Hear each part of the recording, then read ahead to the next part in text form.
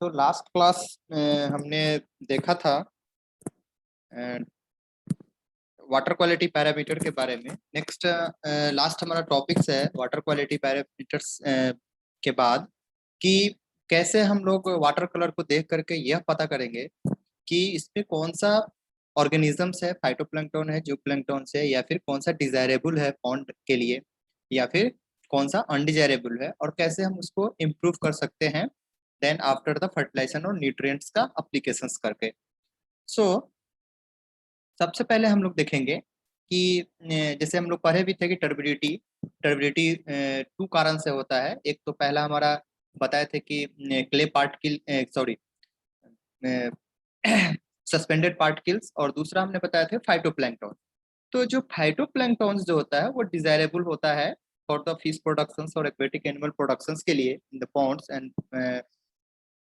For the fish cultures. So तो जितना भी माइक्रोस्कोपिक ऑर्गेनिज्म है जो वाटर में सस्पेंडेड होता है, आइदर वो प्लांट्स हो या फिर एनिमल्स हो, यानी दैट मींस द फाइटोप्लैंक्टन और zooplankton, that may be lead to the change in the water colour. ठीक है, बट होता क्या है कि यदि सपोज दैट यदि ये ऑर्गेनिजम्स या फिर प्लैंक्टॉन्स इनफ हो जाए या फिर इसका अमाउंट ज्यादा हो जाए तो वाटर में चेंजिंग लाता है, और कम भी हो जाए तो भी चेंजिंग लाता है, वो क्लियर कर देता है कलर को, यानी वो उसमें डिसकलर हो जाएगा। तो उस कंडीशंस को देख करके या फिर हम लोग पॉन्ड पे जाते हैं या फिर फार्मर जो होता है उस कलर को देख करके हम लोग बता सकते हैं या फिर ये पता करते हैं कि यह वाटर्स जो है फिश के लिए डिजायरेबल है या फिर नहीं है। यदि ऐसा प्लैंक्टन तो डिजायरेबल है ही फिश प्रोडक्शन के लिए, but it may be lead to some planktonic bloom that is undesirable for the fish cultures. अब क्या है कि जो फाइटोप्लैंक्टन है डिजायरेबल बोल रहे हैं, फूड वेब में स्ट्रांगली रिलेशनशिप डेवलप करता है between the fish production and the plankton जो पॉन्ड्स में है। ठीक है, तो फिश प्रोडक्शंस के लिए यदि हम चाहते हैं कि पॉन्ड में प्लैंक्टन का प्रोडक्शंस करे या फिर अच्छा हो, तो उसमें न्यूट्रिएंट का लेवल को, फर्टिलाइजर के लेवल को हम लोग लेवल को मेंटेन करते हैं, आइदर हम ऑर्गेनिक और इनऑर्गेनिक फर्टिलाइजर का अप्लीकेशंस करके। ठीक है, तो अब क्या है कि यदि सपोज दैट फाइटोप्लैंक्टन के कारण जो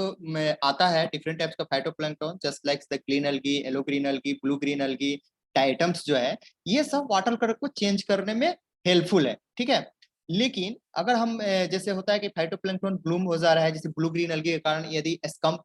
फॉर्मेशन हो जा रहा है सरफेस पे, तो वो क्या करता है कि थर्मल स्कम्प जो होता है वो हीट को एब्जॉर्ब करता है ड्यूरिंग डे टाइम में, बट रात में क्या करेगा कि थर्मल एस्टेरिफिकेशन को कॉज करेगा। अब क्या है कि यदि वो थर्मल एस्टेरिफिकेशन को कॉज कर रहा है या फिर स्कम्प का फॉर्मेशन कर रहा है, ब्लू ग्रेन्युल का अमाउंट ज्यादा है, तो वो डे टाइम में तो ऐसा कर रहा है, बट नाइट में क्या करेगा, वो क्या करता है कि वो क्या बोलते हैं कि डिजोल्व ऑक्सीजन के लेवल को क्या करता है कि वो कम कर देता है। तो दैट टाइम्स यदि सपोज दैट डिजोल्व ऑक्सीजन के लेवल को नाइट में कम करेगा तो सुबह अर्ली मॉर्निंग में क्या होगा, ऑक्सीजन का लेवल क्या होता है कि कम हो जाता है। तो दैट टाइम आप देखिएगा कि फिश जो होता है वो डाई होने लगता है, मरने लगता है। तो उस कंडीशंस को मेंटेन करने के लिए यदि प्लैंक्टन्स का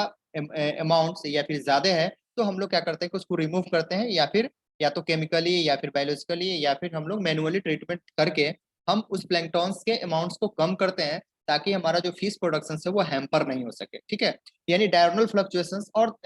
और कभी कभी होता है कि जैसे मान लीजिए कि बहुत सारा प्लैंक्टन्स है वो डाई होने लगे, डिकम्पोज होने लगता है, तो बहुत सारा एब्नॉक्सियस गैसेस या टॉक्सिक सब्सटेंस प्रोड्यूस करता है, जो लीड करता है फिश को लेथल कंडीशन स्ट्रेस में जाने के लिए, और आइदर भी तो फिश में ऑफ फ्लेवर्स को प्रोड्यूस करता है। तो ये ध्यान रखेंगे कि वाटर कलर किस कारण से हो रहा है, वो डिजायरेबल अमाउंट पे है या फिर नहीं है। यदि नहीं है तो मेंटेन कर देंगे, कम है तो बढ़ाएंगे, लेकिन हमेशा ऐसा नहीं है कि हम उसको बढ़ाते ही चले जाएंगे और हमें उससे बेनिफिट होगा, ऐसा नहीं है। बेनिफिटेड है फाइटोप्लैंक्टन, बट एक्सेस नहीं होना है, एक्सेस अमाउंट्स में नहीं होना है। यदि सपोज दैट होने के कारण रीजंस क्या हो सकता है या फिर है तो फिर क्या कर सकते हैं हम लोग, बहुत सारा रीजन हो सकता है। यदि हम लोग फर्टिलाइजर के ज्यादा से ज्यादा यूज करते हैं तो भी प्लैंक्टन्स के ब्लूम्स को लीड करता है। और यदि सपोज दैट हो गया है तो हम लोग क्या करते हैं कि एवरी 1-2 ईयर और 3 ईयर में क्या करते हैं कि पॉन्ड को ड्राई करते हैं, distillation of the ponds and every 1 and 2 year. तो उसमें क्या होगा कि जो टॉक्सिक सब्सटेंसेज है या फिर डिकम्पोज होकर ऑर्गेनिक कार्बन वगैरह जो है बॉटम पर है जो प्रोड्यूस करता है क्या बोलते हैं ब्लूम्स को लीड करने में, उससे हमारा वो कंट्रोल रहेगा। दूसरा क्या है कि यदि ज्यादा स्कम्स वगैरह का फॉर्मेशन हो रहा है तो मैकेनिकल हार्वेस्टिंग करके हम लोग हटाते हैं, या फिर हम लोग क्या करते हैं बहुत सारा हर्बिसाइड्स का यूज करते हैं। वो हर्बिसाइड्स क्या करेगा कि उस प्लैंक्टन्स को किल करेगा, हटा देगा, खत्म कर देगा। और इसका एडवांटेज डिसएडवांटेज है, एक तो वो जो अनडिजायरेबल फिश है, जो पॉन्ड्स के लिए जो हम जिसका कल्चर नहीं किए हैं, अगर आ गया है तो उसके लिए वो शेल्टर प्रोवाइड करता है, ऑक्सीजन का डिप्लेशन करेगा, और यदि सपोज दैट वो कंटिन्यूअस उसका अमाउंट ज्यादा है, डिकम्पोज हो रहा है, तो अमोनिया का प्रोडक्शन होगा, जिसके द्वारा वो क्या होगा कि वो टॉक्सिसियसिस है, तो वो फिश को स्ट्रेस में ला देता है, और वो फीडिंग को भी इंटरफेरेंस करता है। यानी कहने का मतलब है कि यदि हम लोग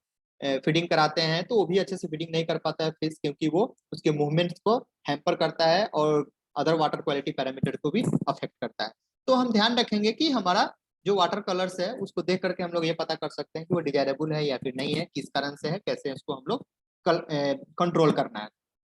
तो यहाँ पे मेन है कि जो फाइटोप्लैंक्टन यदि वाटर कलर फाइटोप्लैंक्टन के कारण चेंजिंग हुआ है, ठीक है, तो उसमें क्या होगा, हो सकता है कि डिजोल्व ऑक्सीजन इंक्रीज करेगा, यदि अमाउंट्स में अगर इंक्रीज कर रहा है तो फाइटोप्लैंक्टन। बट ये ध्यान रखना, हमेशा ऑप्टिमम लेवल की बात होती है।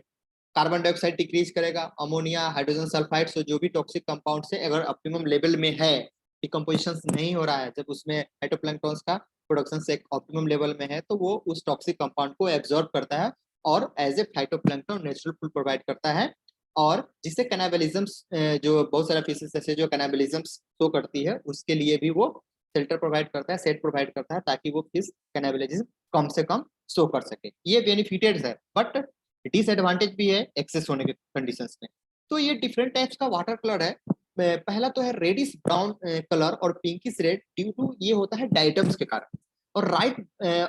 लाइट और ब्राइट ग्रीन कलर जो होता है, ये ग्रीन एल्गी क्लोरेला, ड्यूनेलिया और क्लेमाइडोमोनास के कारण होता है। तो रेडिश ब्राउन कलर जो होता है, पिंकिश रेड जिसको बोला डाइटम्स के कारण हो रहा है, डिफरेंट कैटोसोरस है, नेविक्यूला है, स्केलोटिनीमा है, इवलिना है, ये पॉन्ड्स में पाया जाएगा, जिसके कारण से रेडिश ब्राउन कलर होगा, ठीक है। बट इस ये क्या है, जनरली न्यूट्रिशनल टू फिश है, ब्राउन है। बट यहाँ पे है कि जो फिश का कल्चर के लिए हम लोग बेस्ट जो माना जाता है वो ग्रीन, यह जो लाइट और ब्राइट ग्रीन कलर माना जाता है। ये इसमें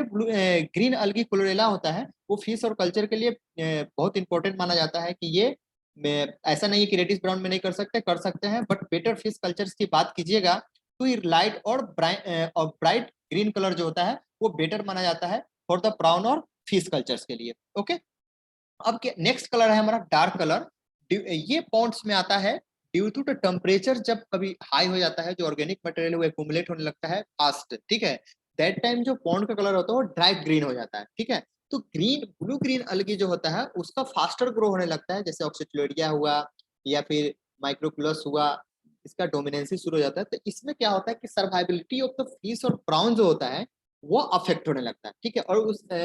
अफेक्ट होने लगेगा तो फिश की ग्रोथ को भी वो अफेक्ट करता है। तो ये बेटर नहीं माना जाता है फिश कल्चर के लिए। तो बेटर कौन सा माना जाएगा, बेटर माना जाता है यहाँ पे लाइट और bright green colour. Reddish brown भी बेटर है, बट इस दोनों के कंपेयर में लाइट और ब्राइट ग्रीन जो होता है वो ज्यादा बेटर माना जाता है। डार्क ग्रीन तो बेटर नहीं माना जाता है, क्योंकि ये फिश और प्राउन का जो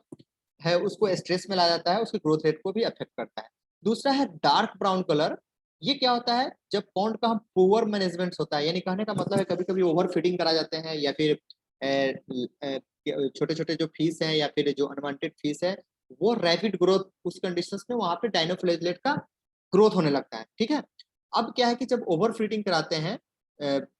तो वहां पे होता है कि डाइनोफ्लेजलेट और ब्राउन ग्रीन का ग्रोथ ज्यादा होना है, जिससे कारण वो वाटर को डार्क ब्राउन कलर कर देता है, ठीक है। तो ये फिश के लिए अनडिजायरेबल है, फिश के लिए डिजायरेबल नहीं है। सो तो इस कंडीशंस में क्या करते हैं कि हम लोग रिकमेंड करते हैं कि वाटर को चेंज कीजिए वन टाइम, तो समटाइम्स पॉसिबल नहीं है, तो टाइम टू टाइम रिप्लेस करने से क्या होगा कि डार्क ब्राउन कलर जो है, या फिर बोल सकते हैं कि हम लोग जो डाइनोफ्लेजलेट है या फिर ब्राउन अलगी है, उसका अमाउंट जो होता है धीरे धीरे कम होने लगता है, ठीक है। तो जिसके कारण वाटर कलर में चेंजिंग आता है। एक है एलोइस वाटर कलर। तो एलोइस वाटर कलर होता है, ये फॉर्मेशन होता है ट्राइसोफाइटा के कारण, ठीक है। इसमें क्या होता है, ये ग्रीन फ्लैजलेट्स है। ये क्या हुआ है कि ये वेरी स्मॉल टाइप्स का अलगी है। ये फिश और प्राउन का जो ग्रोथ होता है वो इनहिबिट होता है, और ये मास मोर्टेलिटी काउज कर सकता है फिश के केस, ठीक है। तो ये भी बेटर नहीं माना जाता है हमारे लिए, तो लाइट ग्रीन कलर वो बेटर माना जाता है। टर्बिड वाटर की बात कीजिएगा तो टर्बिड वाटर फाइटोप्लैंक्टन जूप्लैंक्टन, हम जब टर्बिडिटी की बात कर रहे थे तो वहां पे भी हमने देखा था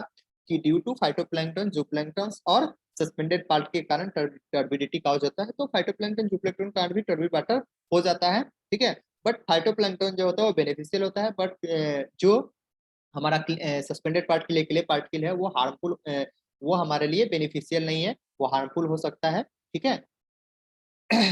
तो एक होता है क्लियर वाटर, इसमें कलर की बात नहीं बोलेंगे। यहाँ पे होता है कि वाटर ट्रांसपेरेंट होता है due to the lack of the nutrients, ठीक है। वहां पे तो था कि बहुत सारा फाइटोप्लैंक्टन जूप्लैंक्टन या फिर क्ले और सस्पेंडेड पार्ट के कारण कलर आ रहा था, या फिर बहुत सारा अलगी था जिसके कारण से डिफरेंट टाइप का कलर आ रहा था। यहाँ पे क्या है कि न्यूट्रिएंट का लैकिंग होता है, प्रेजेंस ऑफ हेवी मेटल, यहाँ पे हेवी मेटल या पोल्यूटेड कॉपर आयरन मैग्नीज होगा, ये सब के प्रेजेंस के कारण वाटर का कलर क्लियर दिखता है, ठीक है। तो इस कंडीशंस में क्या होगा कि यहाँ पे भी फिश का ग्रोथ होता है प्रॉपरली नहीं हो पाता है, तो इसके लिए हम लोग फिश के कलर को आइडियल नहीं मानते हैं। तो this kind of the water is not ideal for the fish culture, so the recommend for the nutrient applications as per the guidelines of the aquaculture provisions, जो ऑप्टिमम लेवल है उसके according to हम लोग advice करते हैं कि वहां पे न्यूट्रिएंट का सप्लीमेंट कीजिए, ताकि वहां पे फिश का जो ग्रोथ है या फिर प्राउन का जो ग्रोथ है या फिर लार्वी है जो भी है वो हैम्पर नहीं हो सके। तो क्या गाइडलाइन हो सकता है, ये डिफरेंट टाइप्स का जो हमने वाटर कलर पढ़ा है, तो वो डिजायरेबल्स है, कुछ कलर डिजायरेबल है, कुछ अनडिजायरेबल है। और तो हम लोग यहाँ पे बोलते हैं कि फर्टिलाइजर का एप्लीकेशन कीजिए एक ऑप्टिमम लेवल में, ताकि वाटर कलर वो मेंटेन रहे, ठीक है। तो जनरली हम लोग अमोनियम साल्ट, अगर सपोज दैट किसी इसमें क्या होता है कि ग्रीन अलगी का ग्रोथ होता है, ठीक है। ग्रीन अलगी जो बेनिफिशियल होता है फिश के लिए, तो अमोनियम साल्ट का करते हैं। यूरिया का भी देते हैं हम लोग, इसमें क्या होता है कि ब्राउन अलगी का ग्रो होता है। तो कभी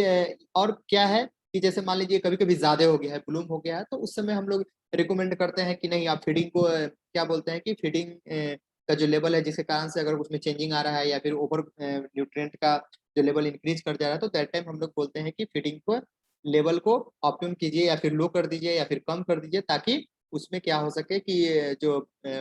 फीडिंग के कारण या फिर ओवर फीडिंग के कारण जो वाटर क्वालिटी डिटोरिएट हुआ है या चेंजिंग हुआ है वो कंट्रोल हो सके। दूसरा हम लोग और भी रिकमेंडेशन देते हैं कि वाटर को टाइम टू टाइम या पार्टिकुलर टाइम्स में हम लोग क्या करते हैं कि जब ज्यादा डिस्कलरेशन आ रहा है या फिर हैम्पर कर रहा है, तो वाटर को टाइम टू टाइम चेंज करते हैं, ताकि जिसके कारण वाटर कोई भी ऑर्गेनिज्म फाइटोप्लैंक्टन और जूप्लैंक्टन के कारण जो हार्मफुल हो रहा है या फिर अफेक्ट कर रहा है फिश कलर, वो क्या हो सके, वो अफेक्ट नहीं हो सके। तो ये हमारा क्या है कि वाटर कलर को यदि हम लोग फील्ड लेवल की बात करते हैं या फिर हम लोग जाते हैं कहीं पे भी फील्ड्स में पार्टिकुलर्स हम लोग फिश कल्चर से या फिर देखने के लिए, तो हम लोग कलर देख करके भी आइडेंटिफाई कर लेते हैं कि नहीं ये कलर है तो फिश ग्रोथ अच्छा होगा। बट समटाइम्स क्या होता है कि जैसे कि कलर है तो हम लोग अच्छा मानते हैं, बट कभी कभी होता है कि हम लोग ज्यादा किसी किसी फाइटोप्लैंक्टन का ग्रोथ ज्यादा हो जाता है, तो उस समय क्या होता है कि वो सनलाइट को अफेक्ट करेगा या फिर अदर ऑर्गेनिजम्स को क्या करेगा, अफेक्ट करेगा, डिजोल्व ऑक्सीजन के लेवल को अफेक्ट करेगा। तो ये डिफरेंट पैरामीटर्स जो है उसको ऑप्टिमम कंडीशंस में डालते हुए फाइटोप्लैंक्टन के ग्रो को कंट्रोल करना है। यानी ज्यादा अगर फाइटोप्लैंक्टन का लेवल हो जा रहा है तो वो हमारे लिए बेनिफिशियल्स नहीं है, फिश में पॉन्ड कल्चर में